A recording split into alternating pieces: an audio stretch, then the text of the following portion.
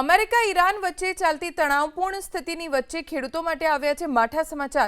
Urea અને DAP સિવાયના ખાતરના ભાવમાં થયો છે તોતિંગ વધારો। મહેસાણા જિલ્લામાં ખેડૂતો સરદાર એનપીકે ખાતરનો બહોળા પ્રમાણમાં ઉપયોગ કરે છે। એનપીકે ખાતરના ભાવમાં પ્રતિ બેગ 800 રૂપિયાનો વધારો થયો। અગાઉ ખેડૂતોને 50 કિલોની બેગના 1450 રૂપિયા ચૂકવવા પડતા, હવે 2250 ચૂકવવા પડી રહ્યા છે। ખાતરના ભાવમાં થયેલી આ તોતિંગ વધારાથી ખેતી પણ મોંઘી થઈ। એક તો ગ્લોબલ વોર્મિંગની અસર, કમોસમી વરસાદના કારણે ખેડૂતોને પૂરતું ઉત્પાદન નથી મળતું।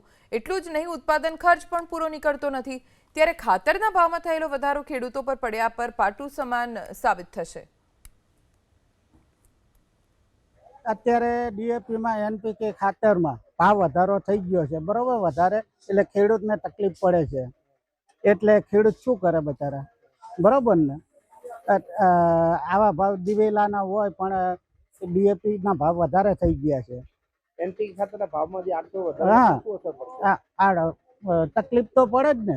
એમ કે 1450ના ભાવ હતા ને અત્યારે 2250 થયા, એટલે એમ કે ખેડૂતને મોંઘવારી વધી નહીં।